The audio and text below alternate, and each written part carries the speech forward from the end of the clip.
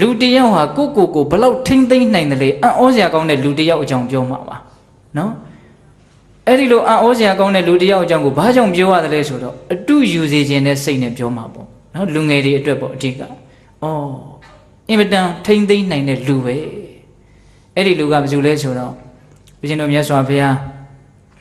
ဝေလုံအကြောင်းတိုင်းမှာသတင်းသုံးတော်မူခြင်းခံကာလရာဇဂျုံမြို့တဲ့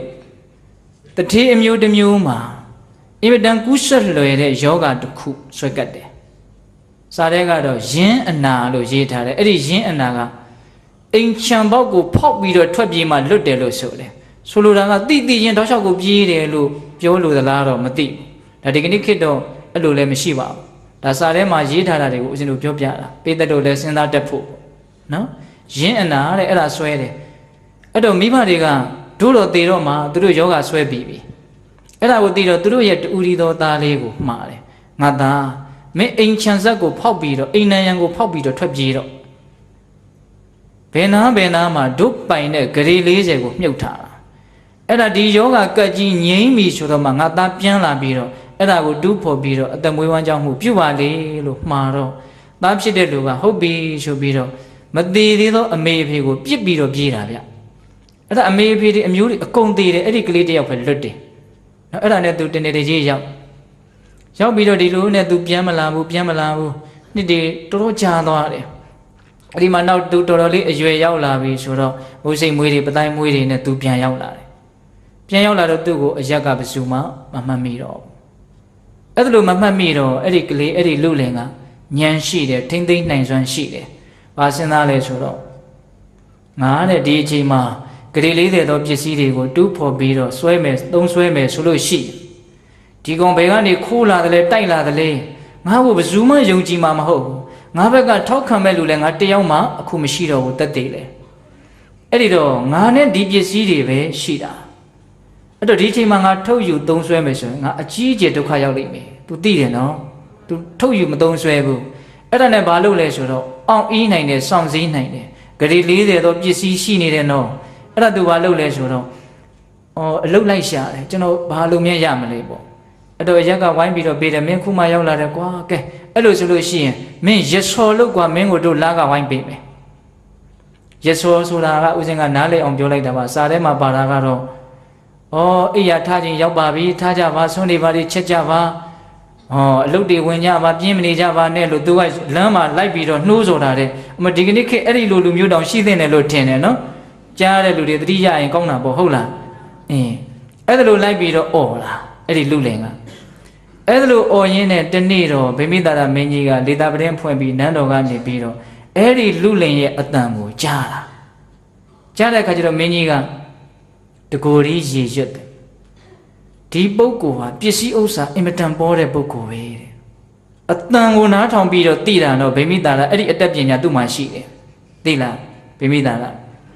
အဲ့ဒီလိုမင်းကြီးကဒီပုဂ္ဂိုလ်ဟာပစ္စည်းပေါ်တဲ့ပုဂ္ဂိုလ်ပဲပစ္စည်းဥစ္စာသိချမ်းသာတဲ့ပုဂ္ဂိုလ်ပဲလို့ပြောတော့အဲ့ဒါကိုဘယင်ကြီးရဲ့မိဖုရားတွေကတယောက်ပေါ့နော်မောင်မကြီးတယောက်ကကြားတဲ့အခါကျတော့မင်းကြီးတယောက်ကိုသွားအဲ့ဒီကောင်တော့ကိုလိုက်စမ်းသူဘယ်သူလဲဘာလဲသိအောင်လုပ်ခဲ့အဲ့ဒါနဲ့အဲ့ဒီတော့ပြန်လာတယ်အရှင်မအင်မတန်ဆင်းရဲပါတယ်ရဲစော်လုပ်ပြီးတော့စားနေရခိုးကိုးရမရှိတူးတဲ့တကောင်ကျွတ်တမျက်နှာပါအဲ့တော့မင်းကြီးကိုသွားပြီးတော့သရဥတင်နေရှင်မင်းနေရအဲ့ဒါပစ္စည်းသိပ်ပေါ်တဲ့လူမဟုတ်ပါဘူးတဲ့သိပ်ဆင်းရဲတဲ့လူပါတဲ့မင်းကြီးကဘာမှမပြောဘူးစိတ်ပဲနေတယ်နောက်2ရက်3ရက်လောက်နေပြန်ရောအဲ့ဒီပုဂ္ဂိုလ်ရဲ့အတန်ကြားပြန်ရောကြားတော့မင်းကြီးကမနေနိုင်ဘူးပြောပြန်တယ်ပစ္စည်းဥစ္စာသိပ်ပေါ်တဲ့လူပဲဒီလူအဲ့ဒါလူမျိုး3-4ကလောက်ပြောတော့ဒီမောင်မကြီးကစိတ်ဝင်စားတယ်မင်းကြီးအလကားမပြောဘူးပစ္စည်းဥစ္စာမရှိဆင်းရဲတဲ့လူပါလို့ပြောတဲ့ကြားတဲ့ကဒီအတန်ကြားတိုင်းသူပစ္စည်းသိပ်ပေါ်တဲ့လူလို့ပြောနေတယ်အဲ့ဒါနဲ့ဘာလုပ်လဲဆိုတော့အရှင်မင်းတွေကကျွန်တော်မျိုးမကြီးသွားပြီးတော့စုံစမ်းမရရှိဒါကြောင့်ရိတ်ခါများချီးမြှင့်တော်မူပါအဲ့ဒါနဲ့သူ့ကိုအစပြား1000ပေးလိုက်တယ်သွားစုံစမ်းကြည့်အဲ့ဒါမောင်မကြီးကလဲတယ်ဗျာဘာလို့ဆိုသူ့ရဲ့အရွယ်ရောက်တဲ့သမီးကိုခေါ်သွားတာနော်ခေါ်သွားပြီးတော့အဲ့ဒီလူဘယ်နှနေလဲအကုန်စုံစမ်းပြီးတော့ဒီပြင်အိမ်တွေမှာတဲပေးရစီလို့ပြောတော့ဒီပြင်ကလူတွေကတို့အိမ်မှာလူတွေများတယ်ဟိုမှာဂုံဘဂောတကဆိုတာအဲ့ဒီလူလေးရဲ့နာမည်ကဂုံဘဂောတကသူကတူဦးလေးသမားသူ့တွေသွားပြီးတော့တဲကြဆိုတော့သားမိ2ယောက်အိမ်ရောက်လာ ကုမာကောတကတနာကျင်တာတဲ့လူဆိုတော့ကင်တဲတာပေါ့လေဒါပေမဲ့တရက်ဖယ်ရမယ်အဲ့ဒါနောက်တရက်ရောက်တယ်လေသားမိနှစ်ယောက်ကမသွားဘူးအဲ့ဒါလိုနေနဲ့ဘာလို့တုံဆိုတော့အဲ့ဒီလူကတယောက်ထဲနေရတာဆိုတော့ဘယ်ကောင်းကောင်းမွန်မွန်ချက်ပြုတ်စားနိုင်မယ်လေအဲ့ဒါဒကမာကြီးကအလေကြီးဆိုတော့ဟုတ်လားအကုန်လုံးချက်ပြုတ်ပြီးတော့ကျွေးတာဗျာအဲ့ဒီတော့သူကလည်းပဲအတူနဲ့တန်ရုံးစင်နေနေဖြစ်2ရက်3ရက်တော့ခင်ဗျားတို့မသွားသေးဘူးလားအဲ့လိုနဲ့နောက်တော့ဦးဇင်းတို့စားတဲ့ပါတဲ့အတိုင်းအတိအကျတွေမပြောတော့ပါဘူးဗျာဟုတ်လားသူသမီးနဲ့ရသွားရောဆိုပါစို့ဟုတ်လားအေးအဲ့လိုသမီးနဲ့ရသွားပြီဆိုတော့မှမောင်မကြီးကဘာလုပ်လဲဆိုတော့ဘယင်မင်းတရားကြီးကိုလှမ်းပြီးတော့အကြောင်းကြားတယ်အခုဒီလိုနဲ့သူတို့နဲ့တပေါင်းတစည်းတည်းဖြစ်သွားပါပြီအဲ့ဒီတော့သူ့မှာရှိတဲ့လျှို့ဝှက်ထားတဲ့ပစ္စည်းတွေထွက်လာအောင်လုပ်ဖို့ပဲကြံတော့တယ်ဒီလူကဘာမှမသိဘူးဟုတ်လားအဲ့ဒါနဲ့ဘာလုပ်လဲဆိုတော့ငါဘာလုပ်ရမတုံးပေါ့အဲ့တော့ဒီမိဖုရားကြီးကဘာပြောလဲဆိုတော့ဒီလမ်းမှာနေတဲ့လူတွေအလုံးစုပြီးတော့ပွဲသဘင်ခံရမယ်ဒါဘင်းရဲ့အမိတ်ပြီးတဲ့ပွဲသဘင်ခံတယ်ဆိုတော့တအိမ်ဘလောက်ကောက်မှာပေါ့ဗျာဟုတ်လားအေးအဲ့ဒါလိုကောက်ပြီးဆိုတော့ဟာကျုပ်ပတ်စံမရှိဘူးမင်းမိတ်ဆိုတာမင်းပတ်စံမရှိဘူးလို့ပြောလို့မရဘူးမင်းတစုံတယောက်စီကသွားချီးပြီးတော့ပဲဖြစ်ဖြစ်ငှားပြီးတော့ပဲဖြစ်မင်းရအောင်ရှာခဲ့ဟာခက်တာပဲဗျာခမည်းတော်ရောက်လာမှရှုပ်ရှုပ်တယ်ဟုတ်လားအဲ့ဒါလိုနဲ့ဘာလုပ်လောင်ဆိုတော့မြေကြီးထဲမြုပ်ထားတဲ့ဂရီ40တဲကဓာတ်တပြား2တပြားလောက်သူထုတ်ပြီးတော့ယူလာတယ်တဲ့ယူလာပြီးတော့ကဲရော့ဒါနဲ့ဖြည့်ရှင်းလိုက်ဒီဟုတ်ပြီဆိုတော့အဲ့ဒီပတ်စံကိုယူအဲ့ဒီပတ်စံကိုမင်းကြီးတီပို့ပြီးတော့သူ့အိတ်ထဲကပတ်စံနဲ့စိုက်ပြီးတော့ပွဲသဘင်လုပ်လိုက်တယ်သက်တေကံပစ္စည်းကဘယ်ရောက်သွားပြီတော့နန်းတော်ရောက်သွားပြီဟုတ်လားနန်းတော်ရောက်သွားပြီအဲ့ဒါလိုနဲ့သက်တေကံပစ္စည်းလည်းရပြီလေဆိုတော့မှမင်းချင်းတွေရောက်လာတယ်မင်းပစ္စည်းတွေအများကြီးရှိတယ်လို့ပြောတယ်ဒါကြောင့်ဘယ်မင်းတွေကမင်းကိုလိုက်ခဲ့ရအာကြံကြီးစီရဗျာကျွန်တော်မှမရှိပါဘူးအဲ့ဒီမှာအတင်းအကျပ်ခေါ်တဲ့အခါကျတော့ဟေးမင်းတို့ငါတမက်ကိုဘာလုပ်ကြတာလဲပေါ့လာတယ်နော်အဲ့ဒီကြတော့မှသူတို့ကရှေ့ကနေကြိုးပြီးတော့သွားနေတဲ့သားမီးနှစ်ယောက်ကမင်းကြီးတွေကဒီညင်းဆန်နေတဲ့လူကိုတခါတည်းတုံနှောင်ပြီးတော့ခေါ်လာအဲ့ဒါနဲ့ဘယင်မင်းတွေကရောက်တော့မင်းမှာပစ္စည်းတွေအများကြီးရှိပါလေခင်နဲ့ဘာကြောင့်မင်းတိုးခွက်ပြီးတော့နေရတယ်လဲမရှိပါဘူးမင်းတွေကသူလိန်လုံးပဲဟုတ်လားဘယင်မင်းတွေကိုလည်း तू မယုံနိုင်ဘူးအဲ့ဒီတော့မှဘယင်ကြီးက तू ထုတ်ထားတဲ့တက်တေကံပစ္စည်းအတပြားကိုထုတ်ပြတယ်ဒါကြည့်ဆို